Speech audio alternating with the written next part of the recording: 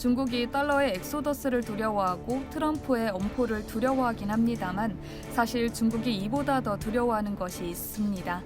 바로 중국이 조각조각 나는 것인데요. 중국은 구소련 체제가 무너지는 것을 바로 옆에서 지켜봤습니다. 그래서일까요?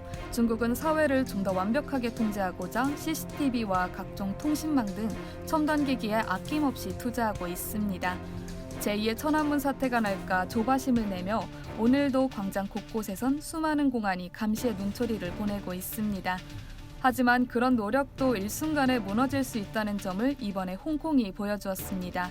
비록 홍콩이 특수체제이지만 중국의 통제하에 있다는 점을 감안하면 이번 사태는 시진핑에게 큰 충격을 주었을 것입니다.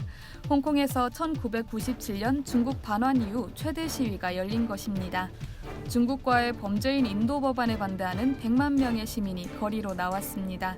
전 세계 20여 개 도시에서도 홍콩을 지지하는 연대 시위와 성명이 잇따랐습니다. 9일 블룸버그 통신과 홍콩 사우스차이나 모닝포스트 등 외신에 따르면 이날 오후부터 다음 날 새벽까지 주최 측 추산 103만 명, 경찰 측 추산 24만 명의 시민이 거리 시위에 참석했습니다. 홍콩 인구가 740만 명가량인 점을 감안하면 홍콩 시민 7명 중 1명이 시위에 참가한 것입니다. 이는 홍콩이 1997년 영국에서 중국으로 반환된 뒤 최대 규모 시위이기도 합니다. 앞서 2014년에는 홍콩 행정수반 선거에 완전 직선제를 요구하며 50여만 명이 참가해 우산혁명 시위를 벌였습니다. 이번 시위는 오는 12일 홍콩 의회 최종 투표를 앞두고 홍콩과 중국과의 범인인도 협정 개정을 반대하기 위해 열렸습니다. 홍콩 시민들은 이 법안이 통과될 경우 중국이 반중 인사나 인권운동가 등을 본토로 송환하도록 악용할 수 있다는 것을 우려하고 있습니다. 거리 행진은 오후 3시쯤 빅토리아 공원에서 시작돼 코즈웨이 베이, 완차이를 지나 홍콩 정부 청사까지 이어졌습니다. 시민들은 중국 송환 반대를 뜻하는 반송중이 적히거나 홍콩 행정수반인 캐리람 행정장관 사퇴를 요구하는 팻말 등을 들고 목소리를 높였습니다. 홍콩의 대규모 시위에 전 세계 20개국에서도 연대 시위가 벌어지고 지지 성명이 나오기도 했습니다.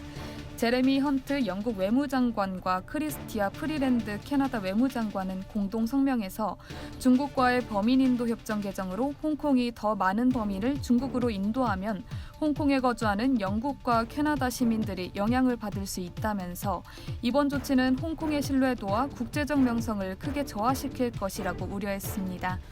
이에 대해 홍콩 측은 내정 간섭이라는 입장을 내놨습니다. 이 밖에 호주 시드니와 영국 런던, 캐나다 밴쿠버, 미국 뉴욕 등 전 세계 27개 도시에서도 홍콩을 지지하는 연대 시위가 열렸습니다. 중국은 홍콩을 1997년 영국으로부터 돌려받긴 했습니다만 홍콩은 여전히 뜨거운 감자로 남아 있습니다. 이상 여의도튜브였습니다.